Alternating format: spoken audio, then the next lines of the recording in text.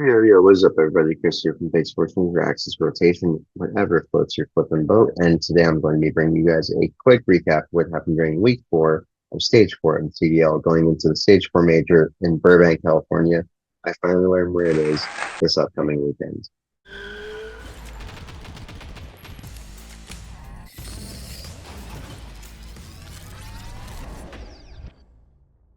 So without further ado, we kick things off with a Chaelstone day on Friday.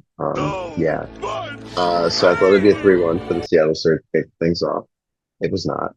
Ended up being a 3-2 barn burner for the Miami Heretics. Great series. If you missed it, go back and watch it. Definitely a fun one.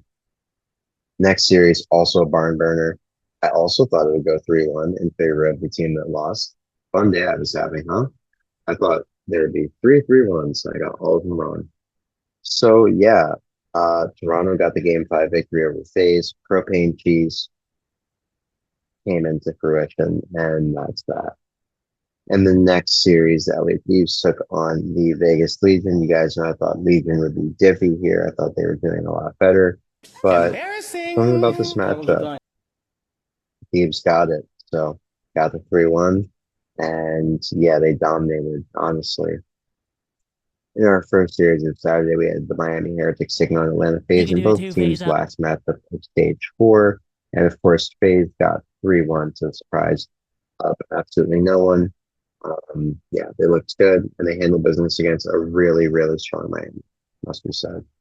So in our next series, we have the Seattle Surge taking on the LA Guerillas, and I thought it'd be a 3-1, and indeed it was.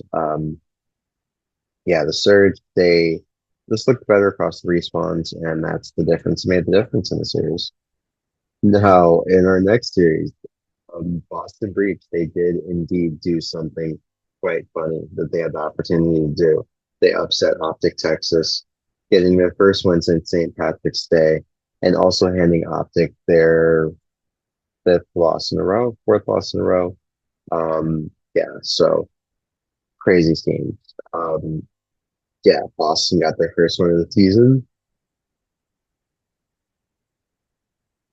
I don't get it either. Optic, they were dumbfounded, crazy, fire, gas, all of it thrown together in a pot and just thrown at all of us. I loved it. It was amazing. So yeah, these are the scenes that we live for going into champs. And then speaking of scenes, we had the Minnesota Rokkr taking on the Vegas Legion. This is an important point. I'm sorry, an important match for points for champs. Seeding is important here. And Vegas came and got a hot 3-0. There it is. So yeah, not really a lot to take away from that. It was a pretty close 3-0, but Vegas were a very, very important matchup against a pretty improved Rokkr team.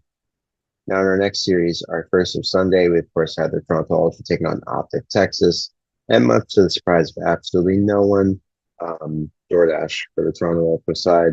Optic has just been looking really bad. They lost to Boston, so yeah, I mean there it is.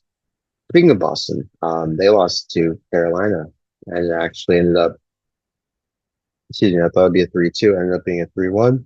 I thought Carolina would come through and get a game 5 victory. I thought they were looking kind of shaky, but hey, they corrected their losses and they got it done in 4.